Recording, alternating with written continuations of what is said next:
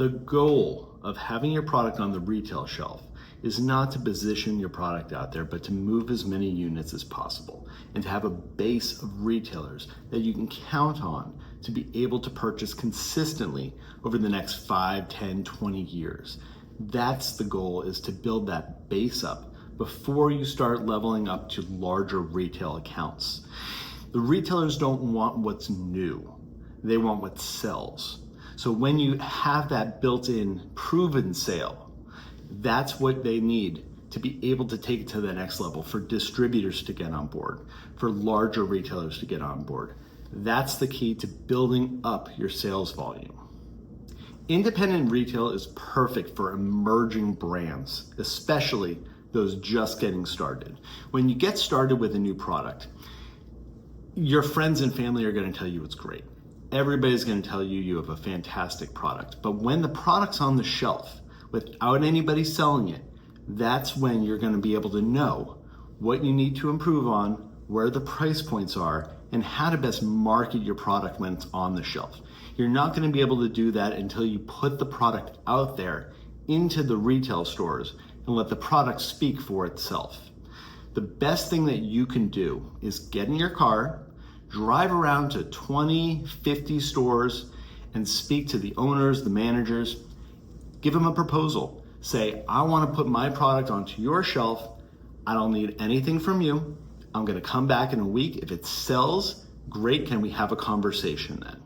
And let it speak for itself. You want the product to do the talking.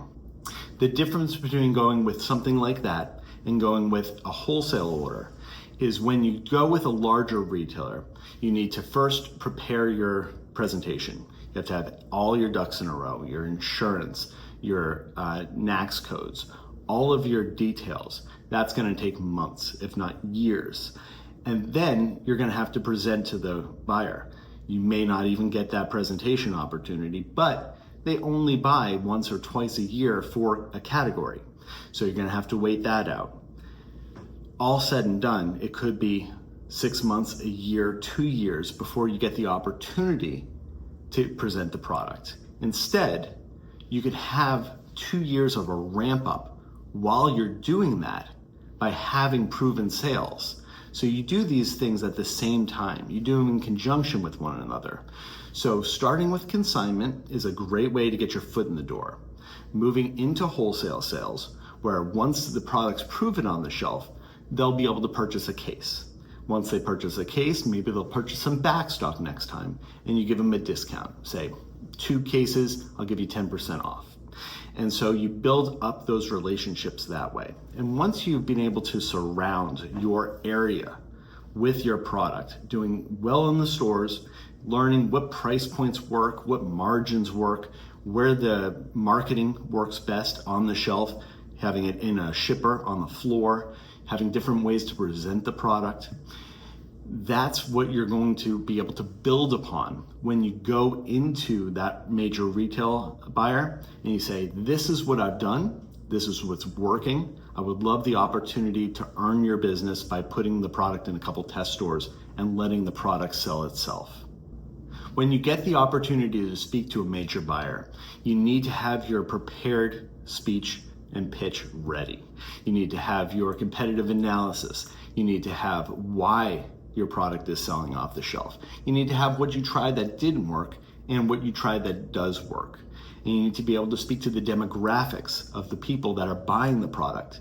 You're not going to know these things until you're actually in the stores, seeing the people purchase the products and speaking to the managers and the clerks that are selling the products to understand your customer.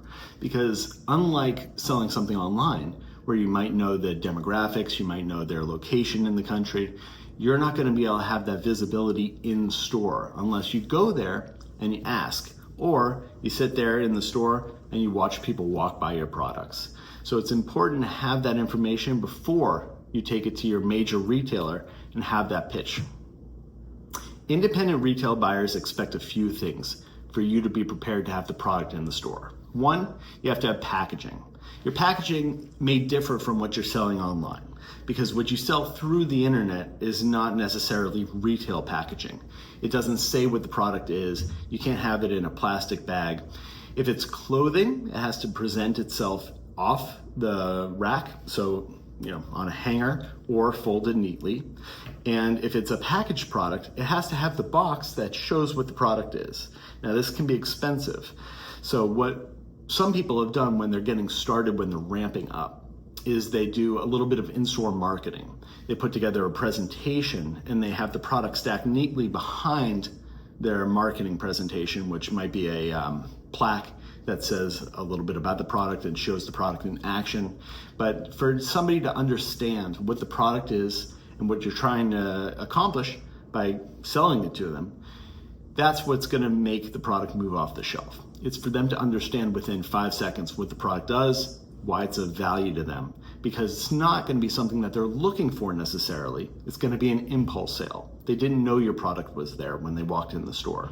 So you need to have somebody that says, that solves my problem, and then pulls it off the shelf and puts down their money.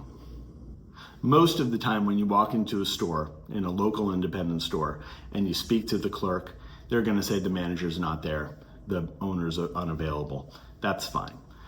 Make sure to have something to leave behind. So have a sell sheet prepared, and we have a couple of great examples on the website. I'll try to link it below. But the sell sheet is very important to be able to say everything that you need to convey about the product to the buyer before they reach out to you. So it gets your foot in the door and it gives you something to follow up on. So when you call and do your follow-up to the store, say, were you able to see my sell sheet?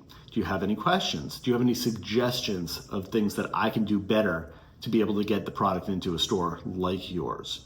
It gives you opportunities where you may not have it before. The best way to go about building this network is to do it deliberately. Put together a plan. Say you want to go to 10 stores a day, something actionable. If you drop your kids off, you have an hour and a half between dropping your kids off and the first meet, then you want to be able to use that time effectively. So put a map out, go to Google, find all the stores in the area, draw lines, and go ahead and do it deliberately so you have a plan set for the next week, the next 2 weeks. So you're not leaving it up to your imagination of what should I do today. Have the plan in place so you can take action on that plan. And if you fall behind, it's fine. You have it in place so you can always move it forward. The action of putting your product in the store is not an easy one. However, if it was easy, everybody would be doing it. So building that customer database, building that local base of retailers that is going to be an evangelist and going to be able to produce results for you as far as sales, as far as evidence on how the product sells, that is going to be important to building your base up when you bring it to a broker for a larger retailer push, or whether you bring it to a larger retailer and go for a national account. In the next video, I'm going to talk about how some companies go bankrupt by going into larger retailers too soon, and some tips and tricks that you can avoid that.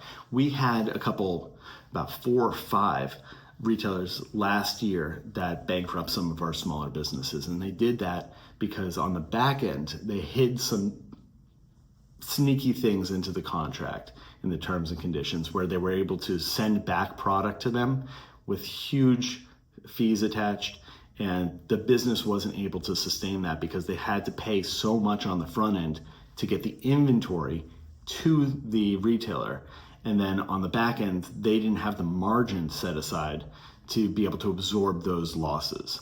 So there's a lot of tricks that are played on the retail side that you need to be prepared for on the front end to avoid that on the back end. If you found the information useful, I would love to earn your like and your subscribe below.